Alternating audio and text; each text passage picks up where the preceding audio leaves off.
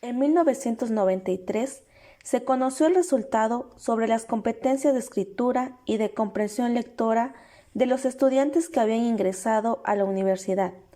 De acuerdo con este estudio, más de la mitad de los alumnos de letras tenían dificultades de comprensión lectora y para expresarse por escrito.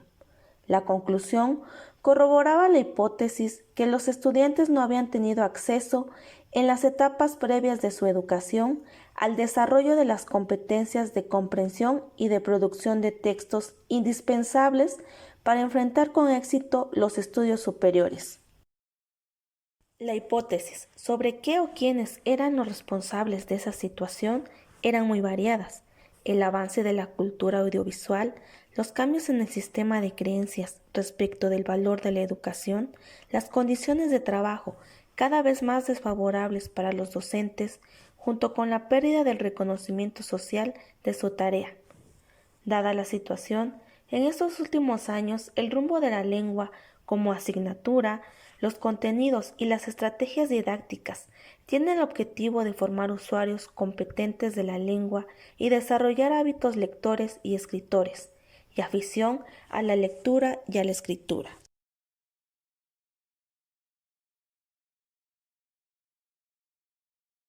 Dentro de los estudios lingüísticos sobre el texto pueden distinguirse dos líneas, una orientada hacia el sistema, influida por el estructuralismo y el generativismo, y la segunda línea, orientada hacia el uso, que está representada por la corriente de la lingüística textual de orientación comunicativa.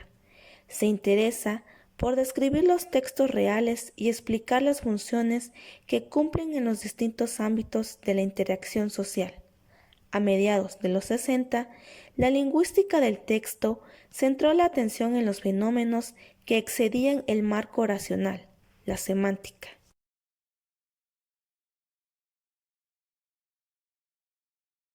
La primera etapa de la lingüística textual se denomina gramática textual.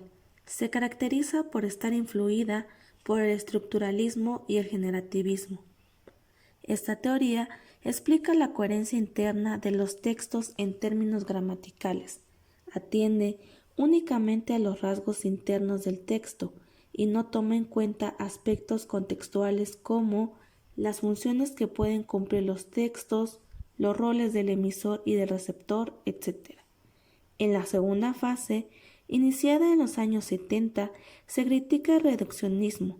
Se estima insuficiente atender únicamente los rasgos internos, argumentando que siempre están incluidos en una determinada situación comunicativa y responden a algún propósito. Se comienza a incluir rasgos vinculados al contexto situacional, se identifican las clases de textos con acciones y se define al texto como la unidad de uso de la lengua.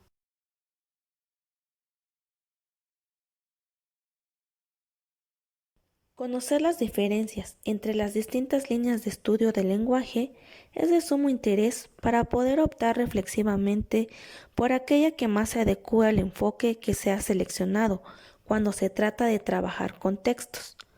Michael Charles menciona que en el plano textual no se puede apelar a determinaciones exclusivamente lingüísticas, sino a mecanismos de regulación comunicacional heterogéneos en los cuales los fenómenos lingüísticos deben ser considerados en relación con otros psicolingüísticos, cognitivos y sociolingüísticos.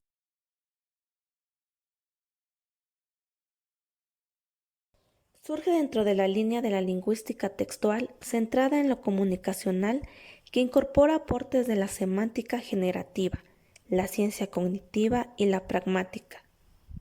Propone para la descripción del texto tres niveles: sintáctico, semántico y pragmático. Nivel sintáctico.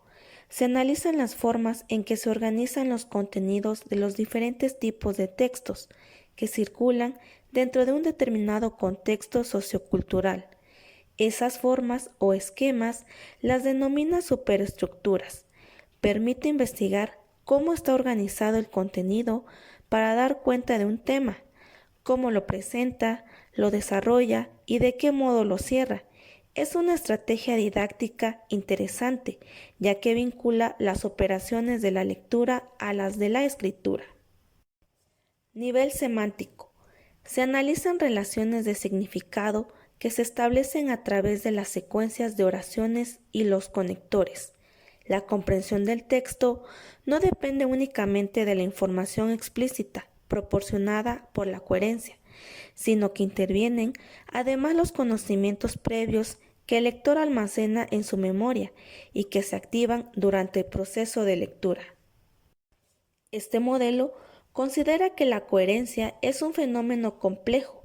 Cuando un lector se enfrenta a un texto sobre cuyo contenido ya posee algún conocimiento previo, es muy probable que el vocabulario que desconoce lo deduzca por contexto y tenga más posibilidades de realizar inferencias para complementarlo.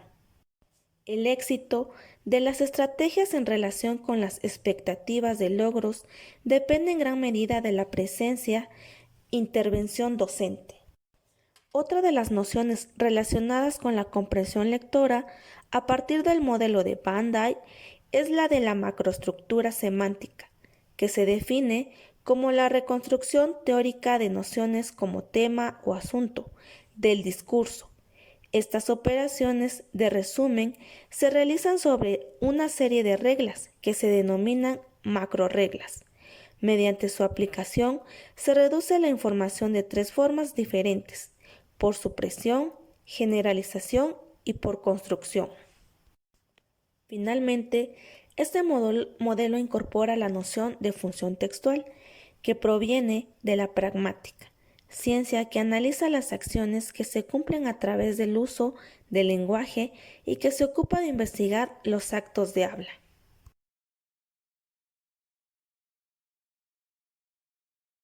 Este modelo es útil tanto de producción como de recepción de un texto. Toma en cuenta los procesos y procedimientos reales que se ponen en juego en la textualización y en la decodificación de los textos. Estos lingüistas consideran que la ciencia del texto debe poder explicar qué normas han de seguir los textos reales en una determinada situación de comunicación. Afirman que el comportamiento comunicativo real solo puede ser explicado si la lengua es considerada como un sistema interactivo. Para estos autores, una misión lingüística debe cumplir 7 normas de textualidad. 1. Cohesión. 2. Coherencia. 3. Intencionalidad. 4. Aceptabilidad.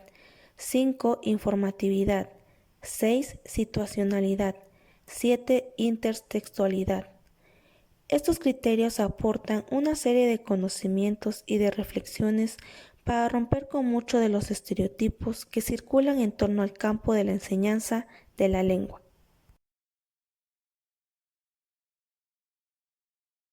Han surgido dentro de los estudios lingüísticos como un intento por ordenar la variedad de los textos de acuerdo a ciertos criterios. Estas formas en que la lingüística propone sistematizar la variedad de textos se denominan tipologías textuales. Demostró que los intercambios sociales se realizan a través de enunciados orales o escritos.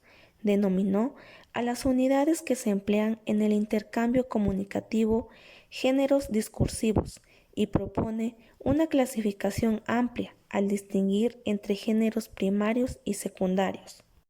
Los géneros discursivos se definen desde una perspectiva más centrada en lo sociocultural que en lo lingüístico.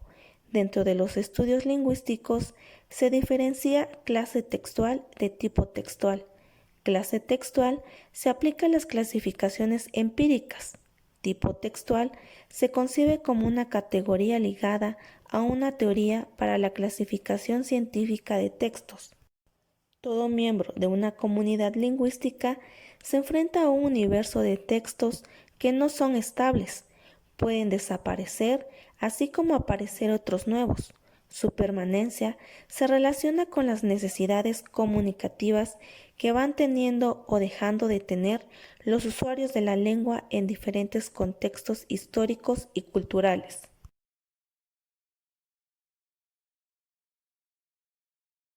Banding distingue 5 bases textuales: descriptiva, narrativa, expositiva, argumentativa y directiva, que se relacionan con las bases cognitivas humanas.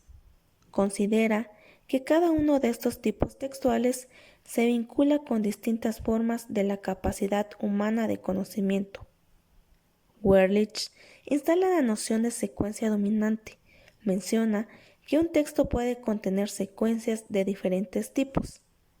La distinción entre géneros primarios y secundarios propuesta por Bakhtin ofrece una inmejorable orientación.